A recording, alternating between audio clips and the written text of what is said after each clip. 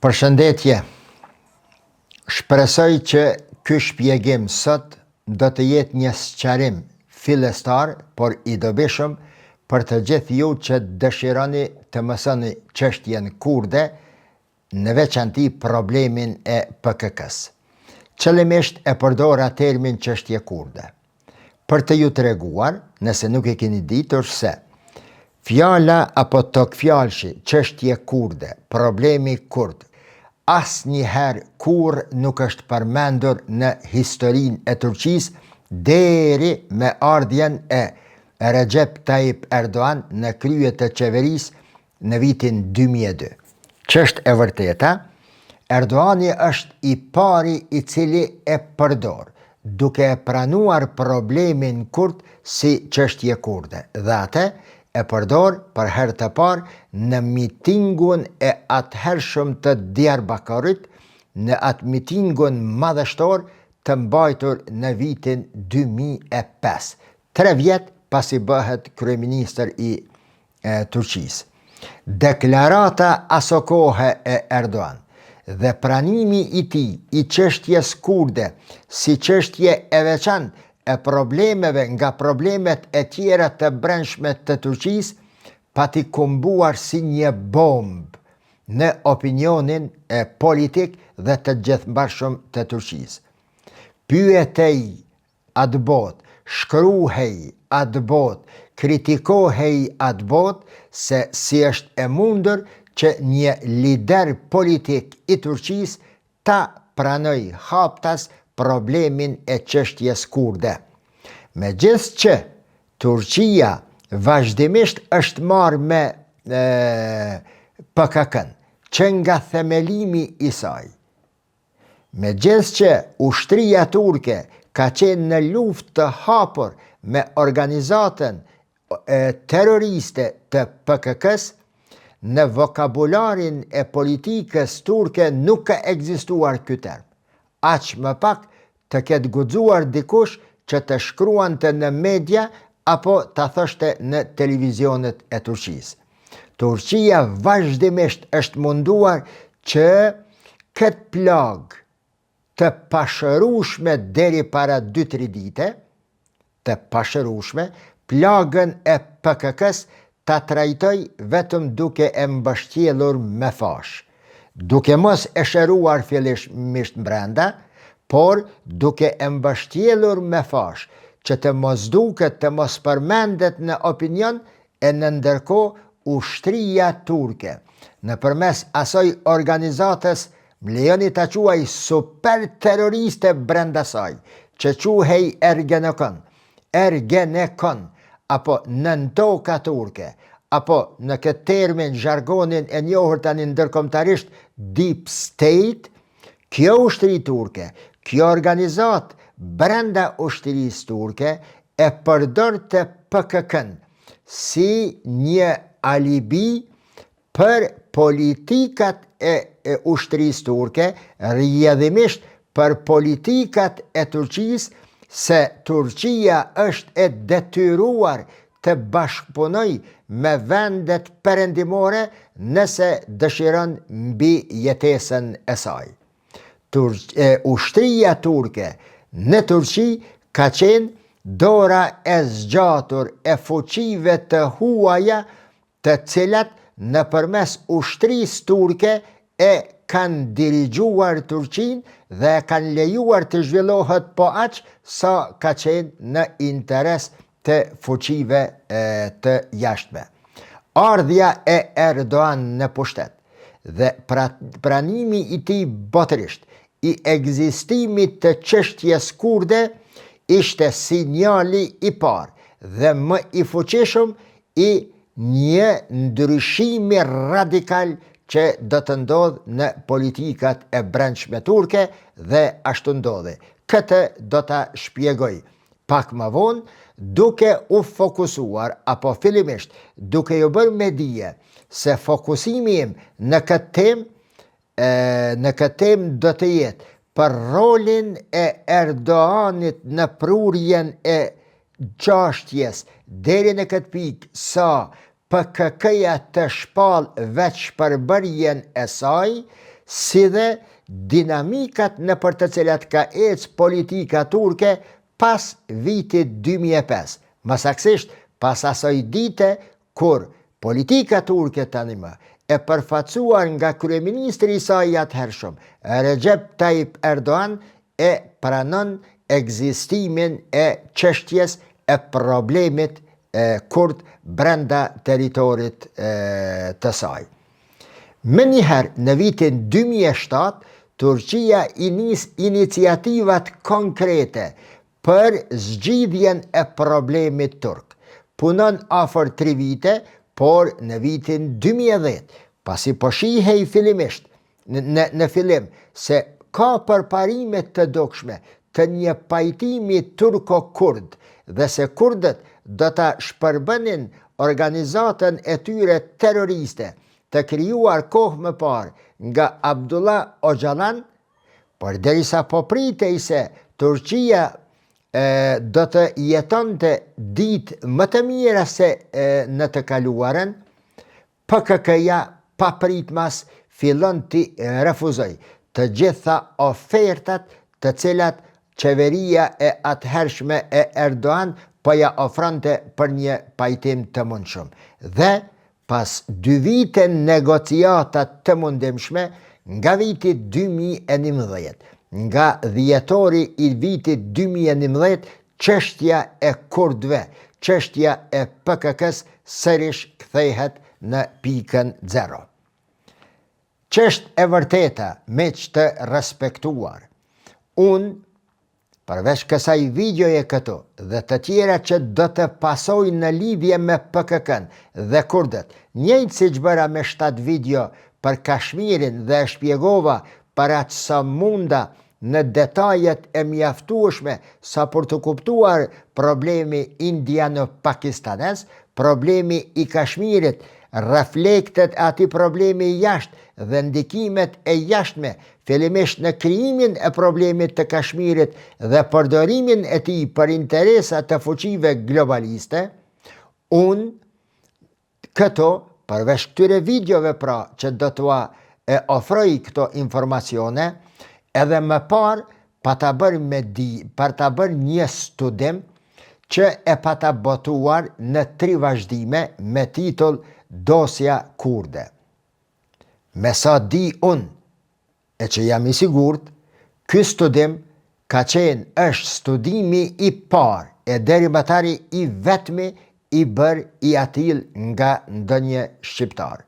Po mos të jetë i imi, sigurisht se do të përdorja fjalë shumë më të mëdha për ta lavdruar një studim të tillë, sepse përmbledh të gjitha aspektet që mund t'i përmbledh një studim 30 faqesh për një çështje delikate në përmasa sa është delikate çështja kurde, problemi kurd dhe problemi i PKK-s. Më saktësisht, përpjekja më shumë se 3 shekullore, a folur me terme më të sakta, përpjekja 1 shekullore e kurdëve për krijimin e shtetit të tyre. Në atë studim, vetëm këtë dua ta them, në atë studim atje i kam përmendur 2 çështjet bazë, se atëherë kur Turqia ka dëshiruar që ta zgjidhë problemin e Kurdistanit dhe nuk refuzon të fare krijimin e Kurdistanit, Britania e Madhe ishte ajo që kishte prolonguar disa herë dhe në fund refuzuar krijimin e Kurdistanit. Përse? Sepse britanikët fillimisht ishin marrë vesh me sherifin e Irakut që veriu i Irakut, ku ishin zbuluar këroje të mëdhaja, burime të thella, të pashtershme të naftës, ti jepeshin BP-s britaneze, British Petrol Company, pra të jepeshin në dorën e britanikëve, në mënyrë që, me që është bërë marrëveshja me arabët, dhe të cilët i kishin ndihmuar britanikëve për shporjen, dëbimin dhe rënimin e perandërisë osmane nga lindja e mesme,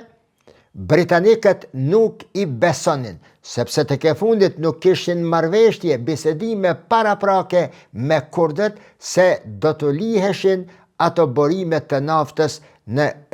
dorën e britanikëve. Dhe çështja e dytë, të cilën e kam përmendur në atë studim, këto vetëm kalim të ripërmendi, është fakti se kurdët,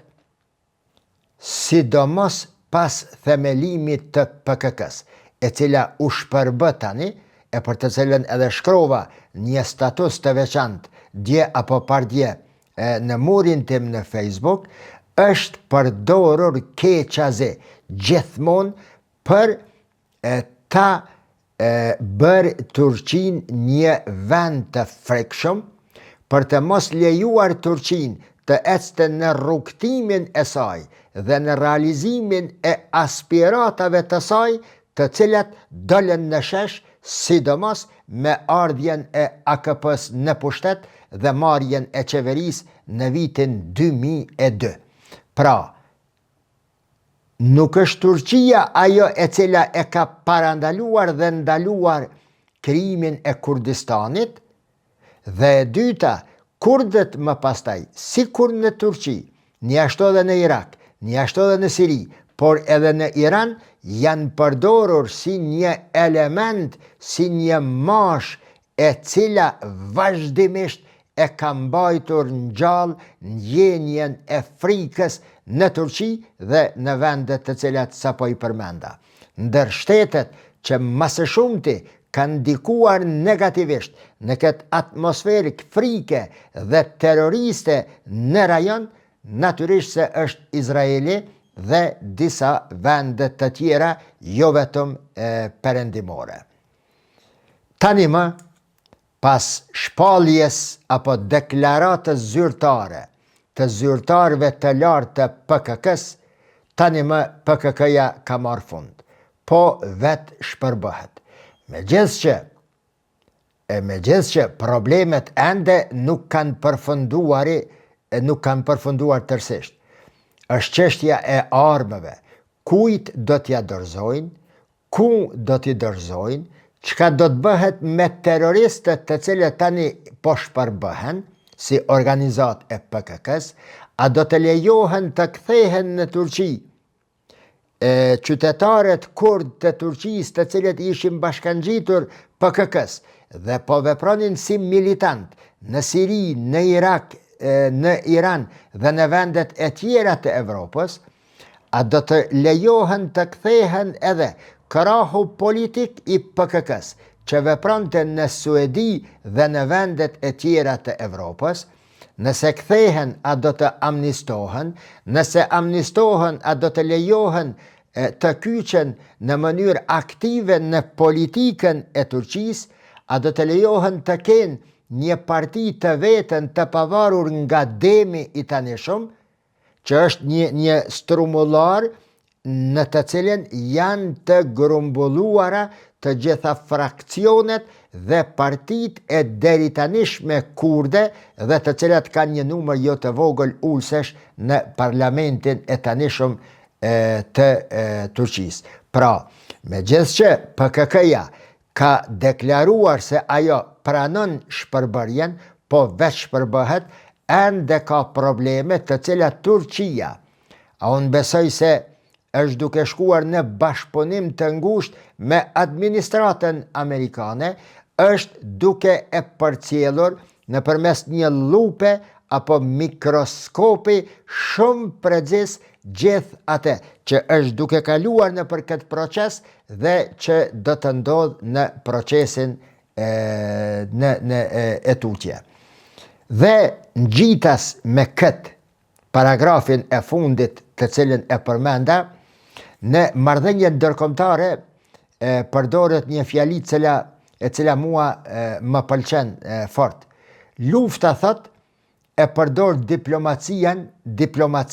për të fituar në kohë. Lufta e përdor diplomacin për të fituar në kohë, ndërsa diplomacia e përdor luftën për të shtypur kërcnuar apo imponuar agenda tek pala tjetër. Se cila është në rastin konkret me PKK-n mbetet të shihet. Unë mendoj se Turqia, personalisht mendimi im, sigurisht se ju intereson, personalisht mendoj se Turqia ka ardhur deri në një pikë sa të imponoj agendat e veta, jo vetëm si tërsi e rajonit, por deri edhe në zyrtarët më të lartë apo në zemrën e PKK-s dhe të detyrohet PKK-ja më pasaj të shpall veç përbërjen. Fitoria e Ahmed Eshera në Siri, e cila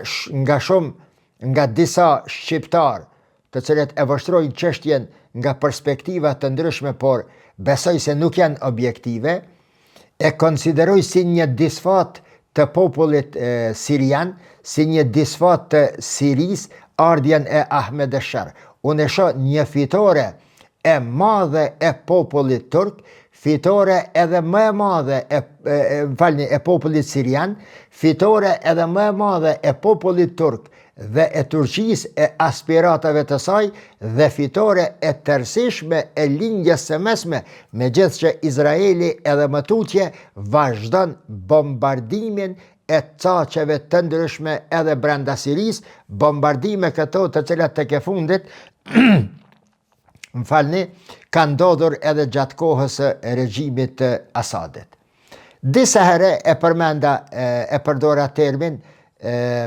organizat terroriste e PKK-s. Nuk është pse unë dëshiroj, apo pse vetëm Turqia e quan të tillë. Për ata të cilët nuk e kanë ditë PKK-n si organizat terroriste përveç Turqisë, si të tillë e ka njohur edhe Bashkimi Sovjetik, e ka shpallur për terroriste, pastaj NATO, pastaj SBA-ja, pastaj Kanadaja, edhe Japonia, edhe Irani, edhe Australia, edhe Britania e Madhe, edhe New Zelanda, Zelanda e Re dhe disa vende të tjera. Pra nuk është term i Turqisë, e unë tani po e përdori pse e the Turqia, siç dua të nënvizoj këto, jo rastisht,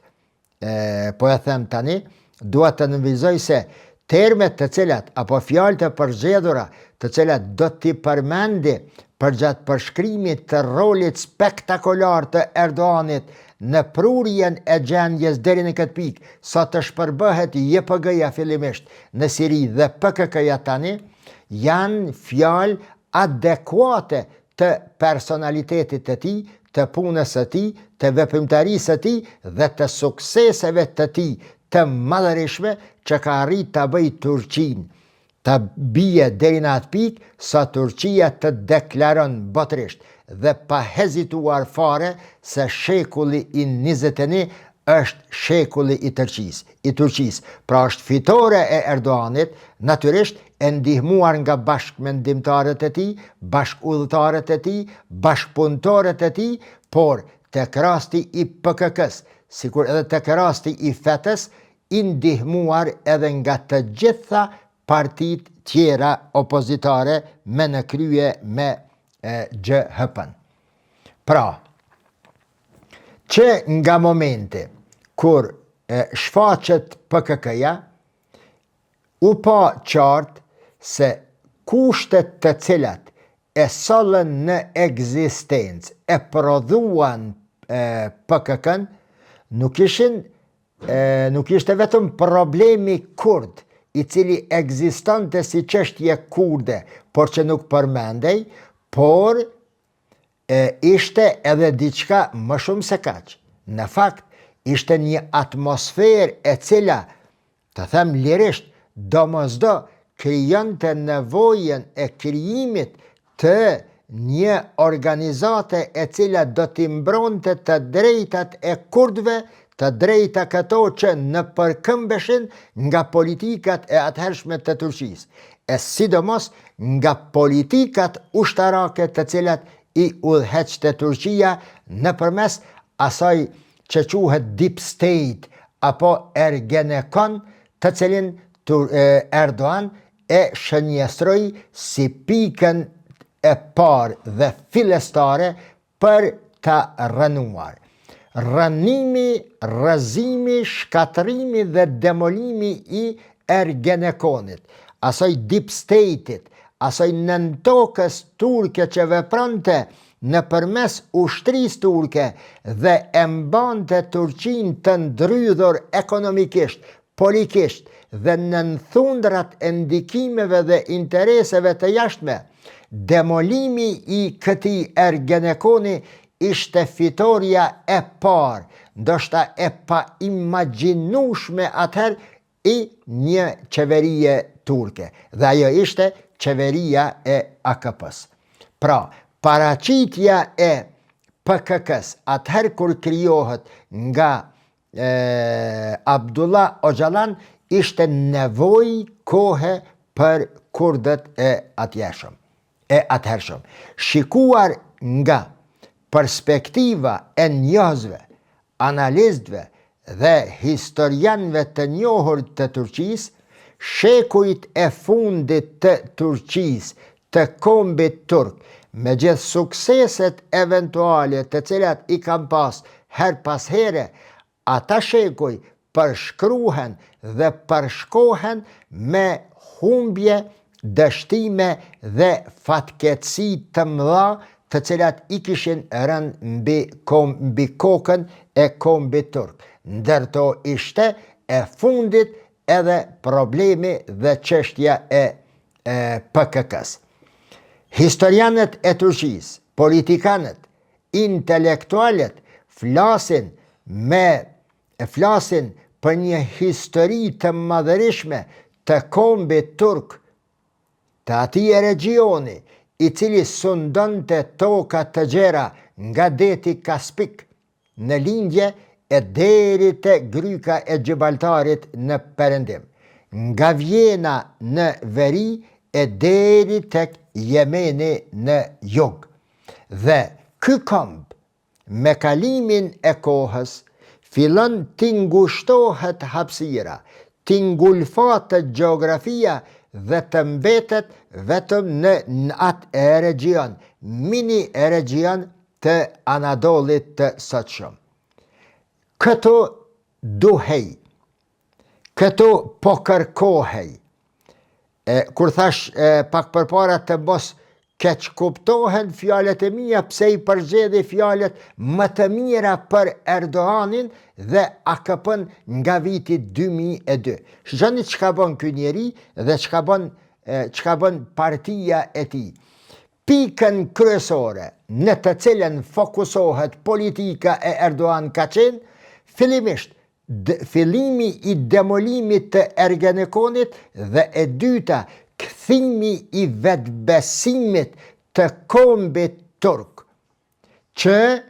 krah disfatave, humbjeve dhe pësimeve është koha, sepse ekziston mundësia, sepse ekziston gjeni turk, si që përshkruan të AKP-ja dhe Erdogan, që mund ta rikthej besimin. Nga brenda, duke folur për një turqizëm ambicioz, duke folur për një Turqi ambicioze, se mund të rikthehet në analet e saj më të ndryshme të historisë,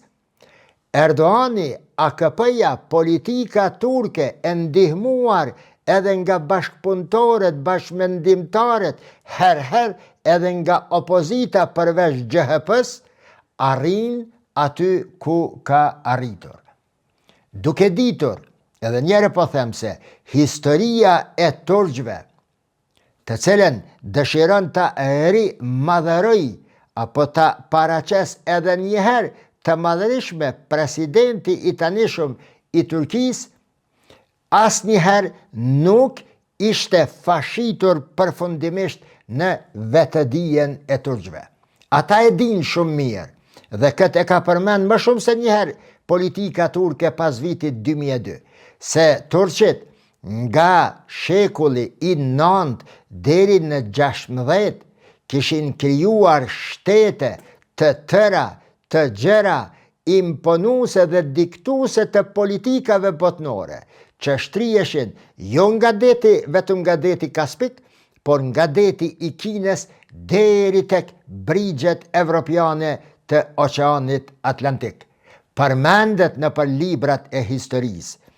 Përmenden Karahanitët, pastaj Peçegenët, pastaj Tolonidët, pastaj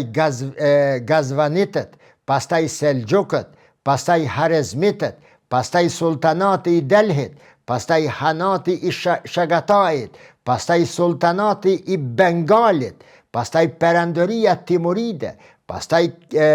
Perandëria e Karakojunlarve, pastaj Ak-Kojunlarët, pastaj Ashvarët dhe shumë të tjerë. Ajo që i bënte turqit të mendojnë dhe t'i besojnë asaj që ua prezentante ndoshta fillim si ëndër e pabesueshme, por që u mundonte t'i binte qytetarët e Turqisë, Erdoani ishte përkujtimi dhe ripërkujtimi i her pas hershëm i kësaj madhërie të dikurshme të shtetit komb, të shtetit turk, duke u thënë atyre se nëse bashkëpunojmë, se nëse e dëgjojmë njëri tjetrin, e mbështesim njëri tjetrin, nuk ka fuqi e cila mund t'i ndalë aspiratat e Turqisë. Pasi turqit historikisht bëhen musliman, sekuencë të cilën e përdor Erdogan disa herë në fjalimet e tij, pasi turqit dikur ishin bërë musliman, krijojnë aleanca të forta në rajon andej, sidomos me kurdët dhe me arabët, dhe vetëm së bashku kështu mund arritën që të bëhen perandori dhe shtetet të ndryshme për më së paku 700 vjet, por si vetëdi shtetërore tek turqit ekziston hiç më pak se 2000 e tepër vjet. Kjo përmendje e këtyre fakteve, e sidomos i këtij të fundit, ishin shënjestra, shigjeta, paralajmërime të Turqisë se ajo përveç tjera shka edhe synim pajtimin kombëtar, jetik, etnik, shoqëror, vllaznor me kurdët dhe me arabët. E shohim sot Turqinë. Kjo Turqi e cila po ka ambicie për shekullin 21, që të jetë shekulli i Turqisë, hap pas hapi pokor, suksese të cilat deri në vitin 2010, mos të them 2002, as që mund të imagjinoheshin. Kështu, historianët e Turqisë, të cilët e përshkruajnë të kaluarën e këtij kombi, shkruajnë gjithashtu se një komb i cili dikur i gjunjëzoi bizantinët, i mundi kryqtarët, i mundi ushtrit më të fuqishme të Azisë, që shkroi epope në Malazgirt, në Mohaç, në Çaldëran, në Ridanije, e pastaj së fundmi edhe në Konstantinopol, një popull i tillë, të cilën e kanë pruar dhe e kanë ndrydhur vetëm në territorin e Anadolit, i ka ambicjet dhe fuqit e brendshme shpirtërore që t'i drejtoj shigjetat shtrirëse të ti si komb dhe si shtet dhe të riakomodohet sërish në regionet geografike të cilat më parë administroheshin nga ky komb. Një ndër faktorët kryesor që nuk lejonte realizimin e këtyre aspiratave të mëdha ishte natyrisht organizata terroriste e PKK-s. Prandaj, fokusimi i politikave i këtyre 25 viteve të fundit ka qenë që të arrihet në ditën kur PKK-ja të pranoj dorëzimin e armëve dhe shpërbërjen e saj për të hapur shtigje të reja për një jetë bashkëjetese, për një jetë tolerante, paqeje, fillimisht në Turqi e më pastaj edhe në shtetet të cilat e rrethojnë atë. Vizioni i Erdogan mbi historinë turke nuk përqendrohet, nuk kthehet vetëm tek viti 1923. Erdogani i vetëdijshëm se turqit kishin pasur një udhëtim të gjatë në të kaluarën, rënje dhe ngritje, vazhdimisht i bënte me dije qytetarët e vetë se megjithëse që nuk do ta kemi lehtë, as nga brenda, as nga jashtë, ne nuk do të ndalemi. Jolla devam, rruga po vazhdon, rrugtimi jon vazhdon, do të ecim përpara, është një tokë fjalësh të cilën edhe AKP-ja e sidomos Erdogan e ka përmendur shumë herë në fjalimet e tija. Dhe u po në fund se ia arritën. Në një nga bisedat e mia me babajin tim, me abejen tim, nga i cili e kam mësuar edhe diturin edhe jetën, e pata pyetër o abej, kur patën fillue ndarjet nga AKP-ja, pastaj krijimi i partive të reja nga trungu i AKP-s, pastaj ndarja e Erdogan nga Erbakani dhe vazhdimisht largim nga partia e AKP-s. Her ata, her dëbime. Her ata duke u largua, her dëbime. E pata pyetër abejen, abej thash, sipas teje, a do del Erdogan vërtet diktator si shkruhet në për shumë media? Krejt i largoj. Ahmet Davutoğlu, atjetrin, krejt ikën prej partisë. Tha tani për tani, kur se harroj, tani për tani tha nuk mund të konkludohet as po as jo. Por do të pritet deri në ditën kur, nëse dështon Turqia në politikat e saj dhe mbetja e Erdogan në pushtet, po, pas kesh pasur ambicie diktatoriste, që të jetë një diktator i Turqisë. Por, nëse me gjithë largimin e kuadrëve, e këtyre njerëzve nga trungu i AKP-s dhe të cilët ishin më parë për rreth Erdogan, nuk e pengon Erdoganin dhe Turqinë, përkundrazi vazhdon shtigjeve të sukseseve, atëherë do të kuptuar Erdoganin si një vizionar, ndërsa ata të cilët i largoheshin dhe i largonte njerëz të cilët e pengonin Erdoganin në rrugtimin e tij. Dhe me sa po shihet, Erdogan, të cilin e mbështetën bashkëpunëtorët e tij brenda AKP-s, e sidomos, këtu duhet ta përmendim me theks të posaçëm, kryetarin e MHP-s, Devlet Bahçeliu, kryetari i Partisë Nacionaliste Turke, i cili i ndajti afër dhe i tha se e ki mbështetjen time personale dhe e ki mbështetjen e frymës nacionaliste turke, të antarëve të partisë MHP-s, derisa të shohim se ti nuk luan bisht nga ambicjet të cilat i promovon për ta krijuar një Turqi faktor rajonal dhe me ambicje për një Turqi globale. Shikuar në politikat e tanishme, sukseset e saj në Siri, më parë në ujrat e Mesdheut, para kësaj në detin e Zi, pastaj në Afrikë, pastaj në Katar, pastaj në Libi, pastaj bashkimi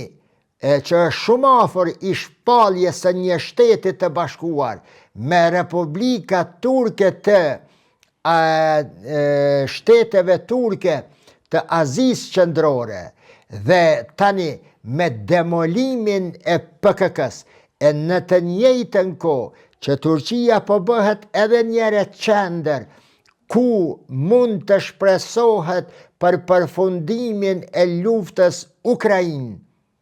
e Rusi, ku do të takohet Putin me Zelenskin dhe lider të tjerë botnor, do të vinë në Turqi, duke i parë të gjitha këto, mund të konkludoj se politikat e mençura të një lideri, pa marrë parasysh sa kundërshtohen nga brenda, nga opozita e patru, pa marrë parasysh sa kritikohen dhe pengohen nga jashtë, para të sa mund t'i rezistoj këtyre pengesave të brendshme dhe të jashtme, lider i vërtet qenkësh ai i cili, pa marrë parasysh të gjitha këto, e vazhdon rrugtimin e tij drejt realizimit të aspiratave dhe të ëndrave kombëtare, popullore, shtetënore, siç i realizoi Turqia e tanishme. Për këtë arsye, më shumë se njëherë e kam konsideruar PKK-n si kanceri më i rrezikshëm i shtetësisë së Turqisë dhe shpërbërjen e saj fitoren super spektakolare të Turqisë, apo fitoria më e madhe që është korrur ndonjëherë në historinë e Turqisë. Këtë video, me këtë hylje, me këto informacione në vija të trasha, po e përfundoj këto, duke ju bërë me dije se nga videoja e ardhshme, siç kanë vepruar për çështjen e Kashmirit, dhe mendoj se kanë lënë një përshtypje të mirë ato video, bazuar në komente të cilat i shkruanit, më telefononit për gjatë kontakteve të ndryshme, edhe kësaj radhe, pasaj videoje në vija të trasha, do të shpjegoj problemin e PKK-s, pse lindi, kush e financoi, çka përfitoi Izraeli, çka humbi tani, dhe shtetet e vendet dhe fuqit të cilat e kanë përdorur PKK-n si alibi dhe si mash dhe si që kanë për të mos e lënë Turqinë të ngritet sërish në këmbë. Deri në videon e radhës, mirëmbëjtje.